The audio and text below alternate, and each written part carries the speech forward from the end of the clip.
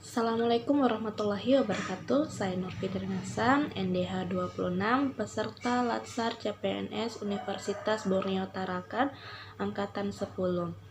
Saya akan memaparkan sedikit materi tentang pelayanan publik yang sudah kami dapatkan.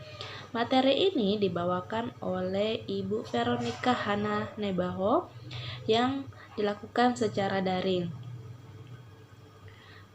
Pelayanan publik adalah kegiatan atau rangkaian kegiatan dalam rangka pemenuhan kebutuhan pelayanan sesuai dengan perundang-undangan bagi setiap warga negara dan penduduk atas barang, jasa, atau pelayanan administratif yang disediakan oleh penyelenggara pelayanan publik. Kami sebagai seorang ASN ini salah satu tugasnya yakni berperan sebagai pelayan publik. Nah, untuk itu kita harus mengetahui dulu unsur-unsur pelayanan publik. Nah, unsur-unsurnya ini ada 3. Ini pertama, organisasi penyelenggara publik. Nah, saya sebagai dosen itu organisasinya adalah Universitas Borneo Tarakan, Fakultas Keguruan dan Ilmu Pendidikan, Prodi Pendidikan Biologi. Unsur yang kedua yakni adalah penerima layanan atau pelanggan. Nah, pelanggan saya adalah mahasiswa jurusan Pendidikan Biologi.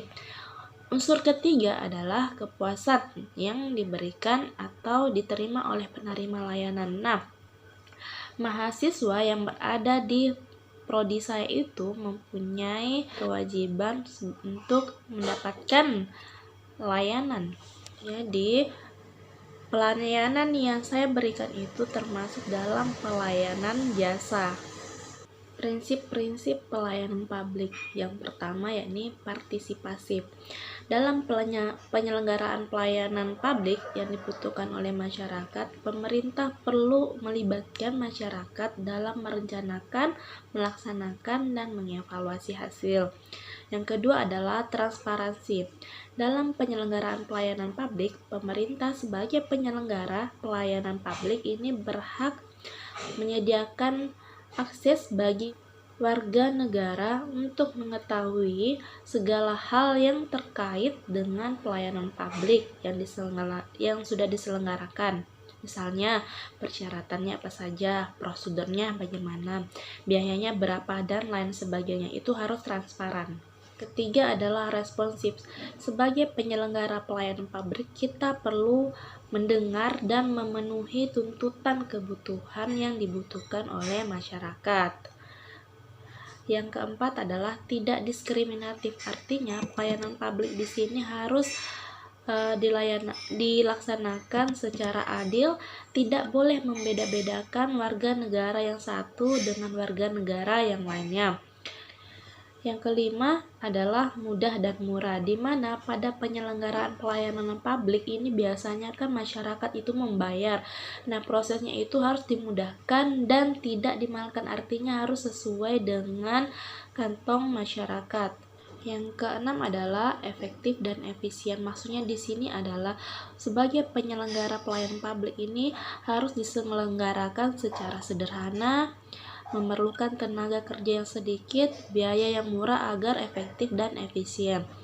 Yang ketujuh adalah aksesibel. Artinya di sini pelayanan publik yang diselenggarakan oleh pemerintah harus mudah dijangkau oleh warga negara yang membutuhkan.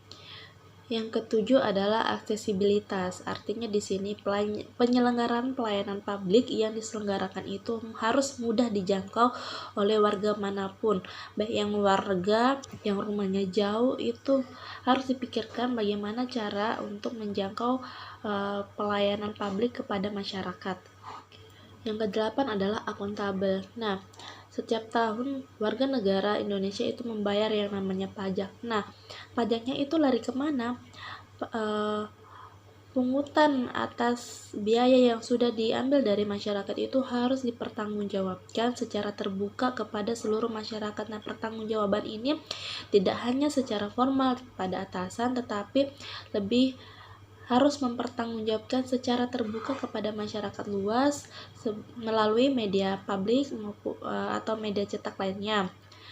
Yang kesembilan adalah berkeadilan. Artinya di sini pemerintah dalam melayani publik itu tidak boleh memilah-milih warga negara yang boleh dilayani. Artinya di sini semua warga negara harus melakukan atau harus mendapatkan pelayanan publik secara adil tanpa diskriminasi.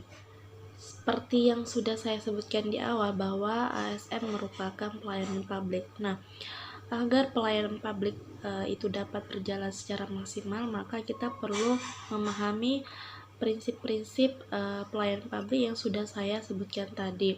Yang kedua adalah memahami peran dan tanggung jawab kita sebagai pelayan publik.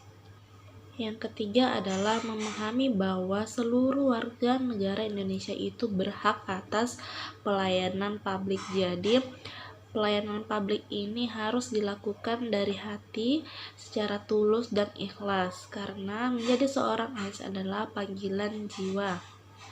Dalam menjalankan profesi saya sebagai dosen, maka saya berhak memberikan pelayanan berupa pendidikan, pembimbingan kepada mahasiswa. Pendidikannya dapat berupa memberikan suatu cara mengajar yang mudah dan efektif serta menyenangkan agar materi yang saya transfer itu, yang saya berikan mudah diterima oleh mahasiswa. Selanjutnya yang ini memberikan pembimbingan. Misalnya memberikan pembimbingan akademik, bimbingan skripsi, dan bimbingan-bimbingan yang lainnya. Demikian pemaparan singkat yang bisa saya berikan. Terima kasih sudah menonton. Assalamualaikum warahmatullahi wabarakatuh.